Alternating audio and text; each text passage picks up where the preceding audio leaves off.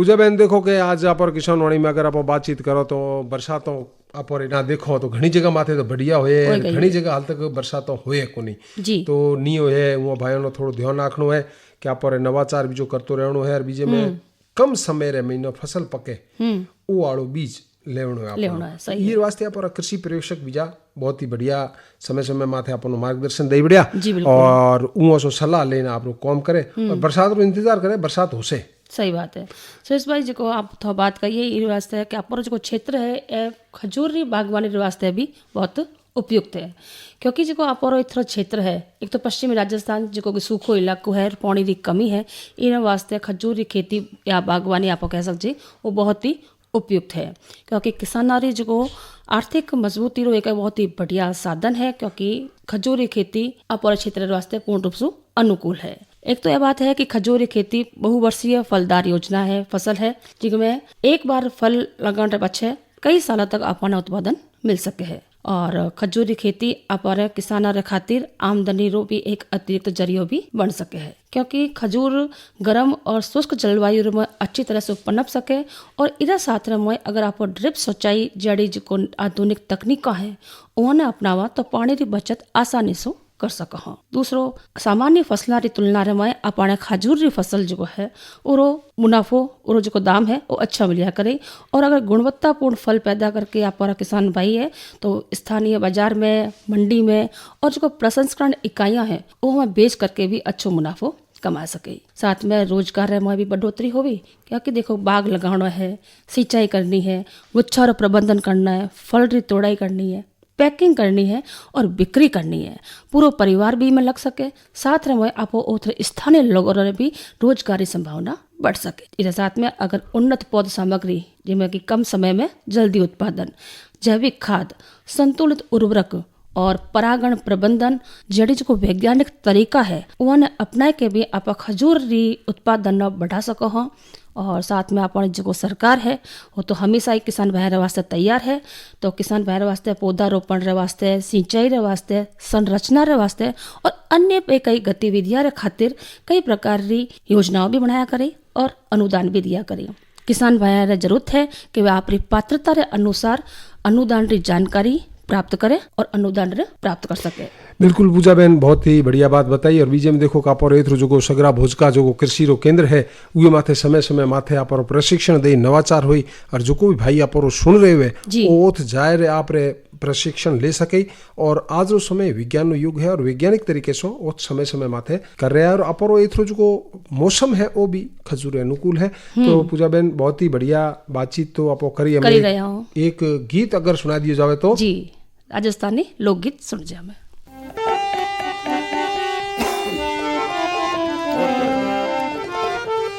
उत्तर बादल उजड़ो संवली घटा स्वरूपा बकोर बादल बरसरे जरा जन धरियो रूपा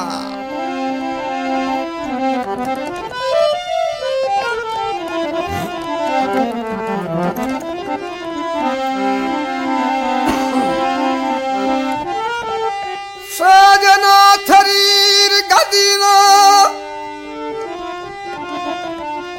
हर को जोड़े हाथ सूर्य न सगुना थरे बाबू बादलना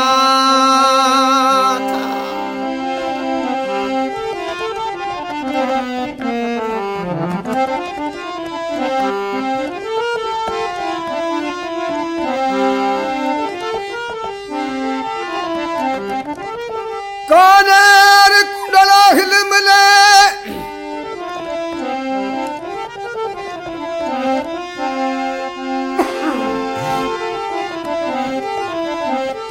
काने कुंडला हिलमले गो माथे मुकुट मुरार बदल रे शरीर में सिंगी सोए शृंगार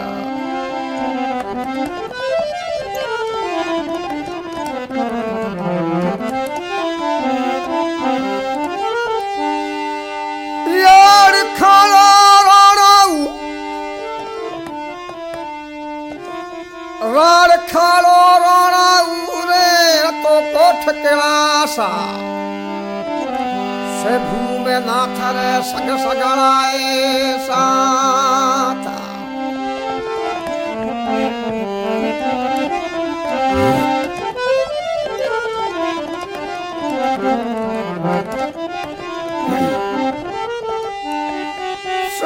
नाथरी गदीना हर को जोड़े हाथा सूर्य से भूनाथ रोर बाबो बादल नाथा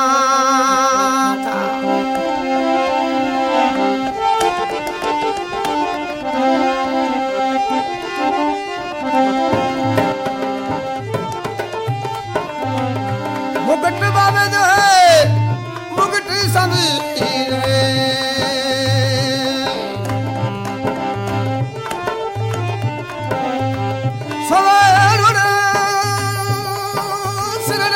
धरी जो सगुनाथ ने स्वामी सच्चा ओ सिर ने धरी जो सगुनाथ ने स्वामी सच्चा गोरा नादा जी लड़े बाबो दम बादल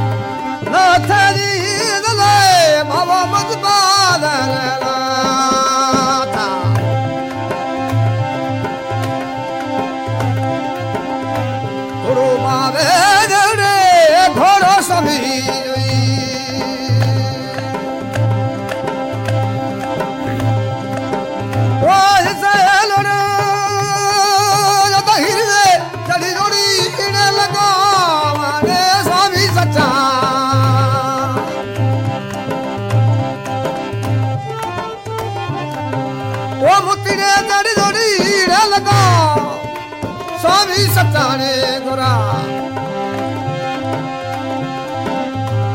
माता जी रे लड़े बाबो बुध बादल नाथा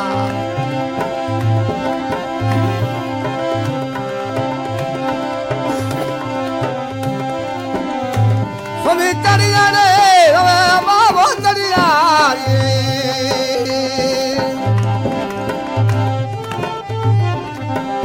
संदड़ी भेलो सोटन जोग में सारा रे स्वामी सच्चा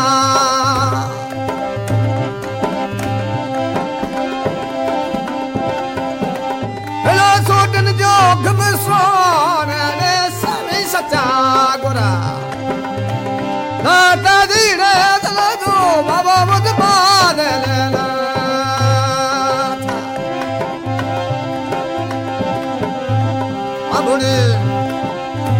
बदले कहता करीने सगुनाथ ने स्वामी सच्चा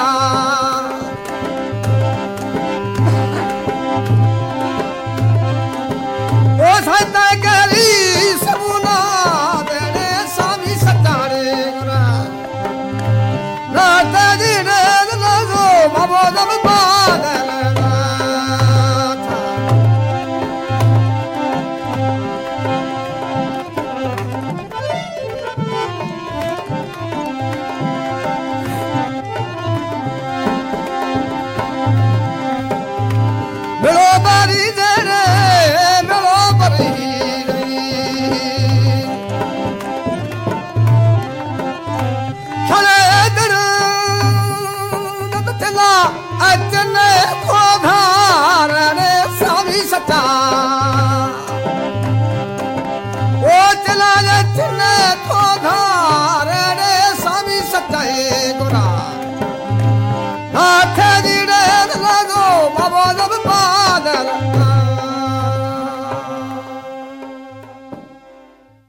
तो देखोगे पूजा बेन आप बहुत ही बढ़िया एक सुनियो गीत जी। और आज जो समय जो है ये महीना भाई देखो के अपरा जो भाई सैन है वो गीत तो सुने उरे साथ साथ में वैज्ञानिक तरीके से भी अपरो खेती बाड़ी भी करे।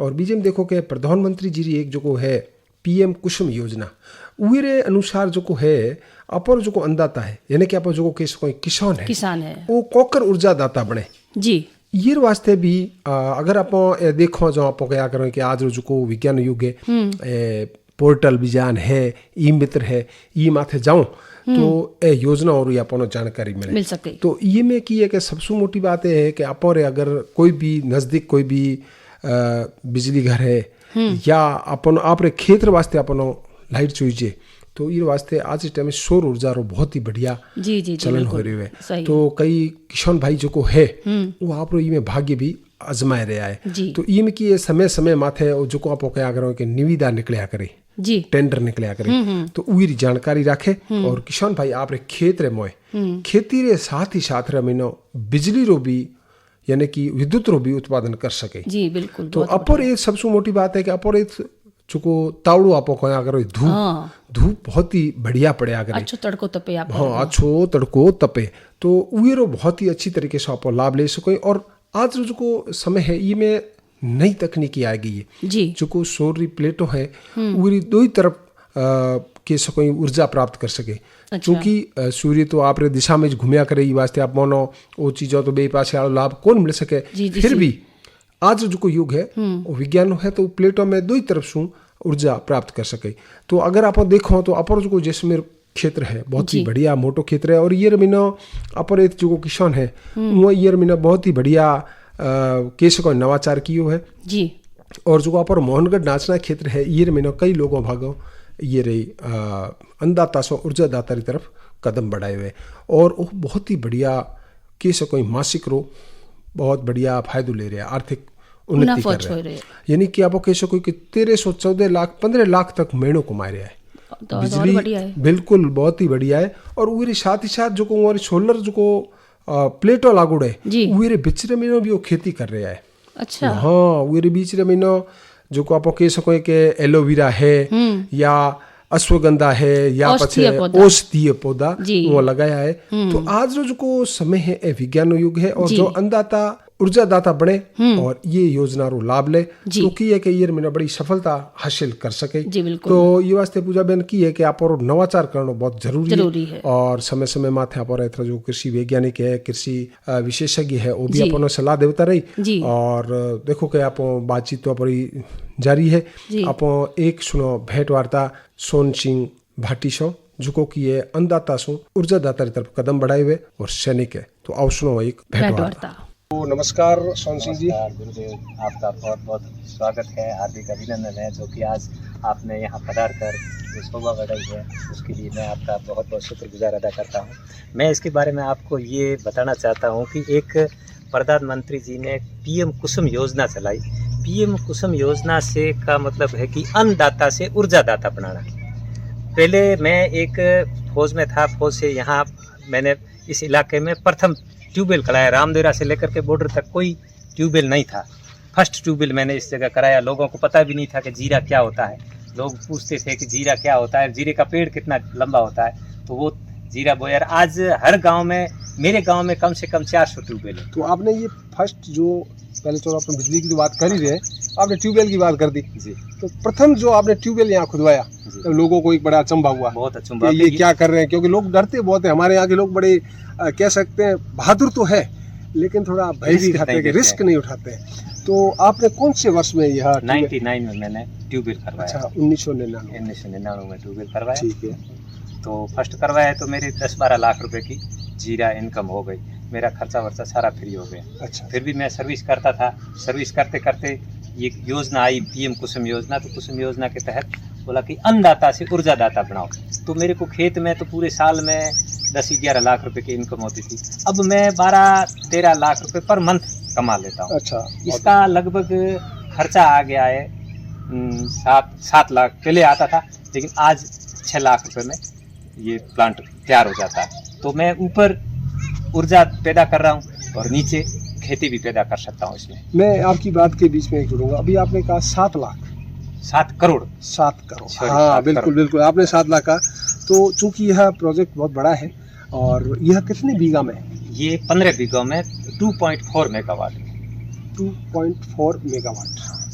तो यह अगर अपन बात करें, क्योंकि अब आपने कहा कि प्रधानमंत्री जी कुसुम योजना है, अन्नदाता से जो भी ऊर्जा जैसे आपने जुड़ा है, ये था ना क्या है कि आदमी के पास में 100 बीघा जमीन थी, पिताजी के पास में, बेटे के पास में 50 आ गई, और पोते के पास में हमारे पास में 15-15 बीघा जमीन इसे में आ गई। न तो वो खेती कर सकता है, न और कुछ कर सकता है, न मजदूरी कर सकता है। खेती छोड़े तो घर की खेती नहीं होगी, और इस हिसाब से उलझ जाता है। तो प्रधानमंत्री जी ने जो योजना करी है, तो एक 15 बीघा के अंदर अपना भी रोजगार कर सकता है।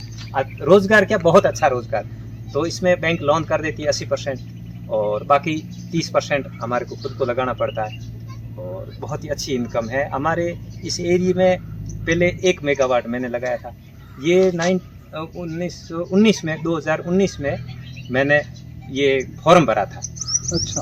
और 2023 में ये हमारे को परमिशन मिल गई थी कि आप कर सकते हो। तो हमारे को LOA PPA बन गया, पावर परचेज एग्रीमेंट। तो ये 25 साल के लिए एग्रीमेंट हो गया। 25 साल तक हम लाइट सरकार को देंगे, 3 रुपये 14 पैसे के हिसाब से। इस जैसलमेर इलाके में सर्वप्रथम मैंने ये प्लांट लगाया। आज वो कम से कम 15-20 प्लांट लग गए। ये कंपोनेंट A में आता है, एक कंपोनेंट C भी आता है। तो ये क्या होते हैं कंपोनेंट A और C? कंपोनेंट A है तो इसमें जो पर्सनल अपना वो प्लांट लगा सकता है। कंपोनेंट C जो किसी गांव में पर्सनल लोन दे करके ट्यूबवेलों के लिए किया जाता था, तो अब वो अलग अलग को न दे करके एक आदमी को दे देते थे, और उसमें सब्सिडी भी मिल जाती है। अच्छा, बहुत ही बढ़िया। क्योंकि अभी आपने बताया मेरे को कि भाई आपने यह किया, तो यह कितने बीघा के अंदर आपका ये प्रोजेक्ट लगा हुआ है? ये 17 बीघा में एक प्लांट 2.4 मेगावाट का लगा। बहुत बहुत बढ़िया। और मुझे यह बताओ, जैसे अभी आपने जैसे लगाया, हमारे को लोग बाग देख रहे हैं, कोई उत्सुकता में, जिसके पास छोटी जमीन है, आप कोई कहीं रामगढ़ में बैठा है या कहीं और बैठा है, वो कोई अपना विचार कर ले। 1-2 साल बाद में विज्ञप्ति आती है। अच्छा। वो विज्ञप्ति आपको ऑनलाइन भरनी पड़ती है, फॉर्म फिलिप करना पड़ता है। उसके बाद में क्या है कि बिड होती है, जैसे 3 रुपये रेट है, तो उसमें जो कम रेट भरेगा, फार्म 10 भर दिए तो उसमें जो कम रेट भरेगा उसको मिलेगा। बिल्कुल। तो वो बढ़ने के बाद में उसकी PP होगा, पावर परचेज एग्रीमेंट होगा। उसके बाद में वो अपना पूरा अपने बिजली का, बैंक का पूरी कार्रवाई करके फिर बाद में EPC तैयार करनी पड़ती है। पहले मेरे पास में EPC नहीं थी, अब मैंने खुद ने भी EPC बना दी। अब मैं भी EPC का के बारे में मैं पूछूं, पहले आप EPC का बताओ। ये EPC क्या होता है? EPC जो फर्म होती है, फर्म को ही जैसे कॉन्ट्रैक्ट होता है। अच्छा, उसको EPC कहते हैं। अच्छा, ठीक है। आप एक कॉन्ट्रैक्ट क्या होता है कि हमारे यहाँ के लोग, जैसे मैं भी अभी इसके बारे में उलझ गया, तो सामान्य व्यक्ति EPC के बारे में नहीं समझे क्या होती है। मतलब एक फर्म बनानी पड़ेगी। फर्म बनानी पड़ती है। अच्छा। जो वो 7-8 करोड़ रुपए उसके ऊपर खर्च कर सकता है। अच्छा। तो EPC के द्वारा ही ये होता है, बिना EPC के काम चला नहीं सकता। बिल्कुल। तो EPC किया हुआ। अब मैं खुद भी जैसे 5.5 करोड़ में प्लांट बना करके उस आदमी को दे सकता हूँ। अगर अच्छा। उसके नाम से आ गया तो मैं खुद बना करके उसको 5.5 करोड़ रुपए में बना करके दे देता हूँ। बहुत ही बढ़िया। सोनू सिंह जी ने एक बहुत बढ़िया बात की, अगर कोई बंधु इसमें अगर उतरता है और उसका अगर ये सरकार की तरफ से अगर फॉर्म वगैरह सब उसका उसके नाम से हो जाता है, तो सोनू सिंह जी उसको तैयार करके दे सकते हैं। करके तो ये बहुत बड़ी बात है। प्लेटें लेनी, स्ट्रक्चर लेना, अंदर की ये केबल लगानी, ट्रांसमीटर लगाना, VCB लगाना, ACS भी लगाना, तार लगाना, सब कुछ करा करके 5.5 करोड़ में मैं करके दे देता हूँ। अब मैं आपको एक और चीज पूछना चाहता हूँ। जहाँ हम खड़े हैं, हाँ। यह लाइट तैयार करता है जी। इसमें यह प्लेटें आज ये कौन सी तकनीकी की है? क्यों कई बार ऐसा होता है तकनीकी चेंज होती रहती है, तो यह जो प्लेटें हैं इसकी क्या कोई खास विशेषता है? ये अभी आ जाती है बाईफेशियल, पहले मोनो आती थी, अब बाईफेशियल आती है। ये ऊपर भी करंट बनाती है और नीचे भी करंट बनाती है। इसमें नीचे आरपा है शीशा। अच्छा। तो ये 610 वाट की है प्लेट है। एक प्लेट 610 वाट की, तो उस हिसाब से 2 मेगावाट का पूरा ये प्लांट लगाया हुआ इन प्लेटों का। अभी नई तकनीकी अनुसार अगर पीछे भी अगर इसको लाइट मिल जाए तो ये 10% ज्यादा लाइट बना ज्यादा। तो बहुत ही बढ़िया आपने। तो इसमें हमारी लगभग एक दिन की 12,000-13,000 यूनिट बना देते। 13 को यानी 13,000 इंटू 3 रुपये 14 पैसे, यानी कि एक दिन के 45,000 रुपये इनकम दे देती। तो अब उसमें से महीने की लगभग 12-13 लाख रुपए आ जाते।